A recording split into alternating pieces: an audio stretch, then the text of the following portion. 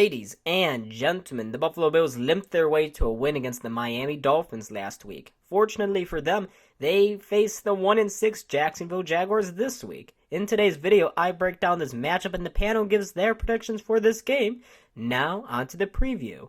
The Bills' defense rebounded last week against Tua and the Miami Dolphins' offense. The Dolphins were held to just 261 yards of total offense, 205 of such coming through the air. Quarterback Tua Tagovailoa went 21 for 39 and got intercepted by safety Jordan Poyer. The Bills' defensive line also rebounded, and they dominated the Dolphins for much of the game. The most notable of this domination came from defensive tackle Ed Oliver, who continues to have a breakout season for the Bills. Veterans Jerry Hughes and Mario Addison were able to cash in on their pressure, with each of them getting a sack on the day. The Bills' defense was able to keep the Bills in the game because if they hadn't, the Dolphins may have been getting their second win of the season. Facing off against this dominant Bills defense will be Trevor Lawrence and the very, very bad Jaguars offense. Last week was more of the same for this anemic unit, scoring only 7 points despite gaining over 300 yards of offense.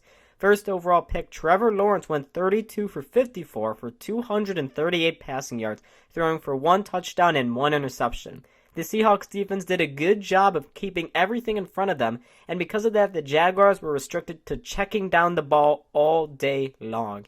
In a game like that, you'd expect the Jaguars to run the ball more to open things up, but they really didn't. Their leading rusher was Carlos Hyde, who got 32 yards on just 9 carries.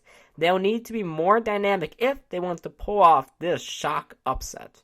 The other offense for the day will be led by infamous Manning Show ESPN guest Josh Allen. Last week, Allen and the offense were awful in the first half and much better in the second half. When the final whistle sounded, Allen had gone 29 for 42 for 249 yards, throwing for 2 touchdown passes along the way.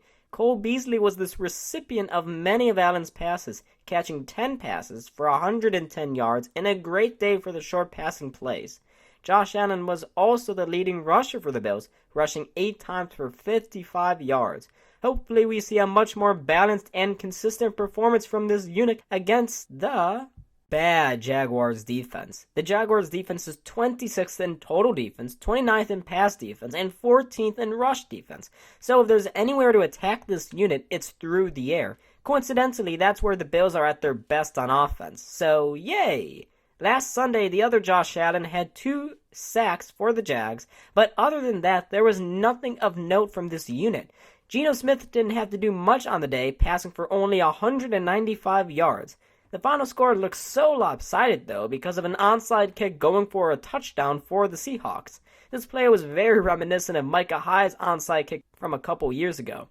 Either way, this Jaguars defense didn't play very well, and they'll definitely need to turn it around fast if they are to slow this Bills offense.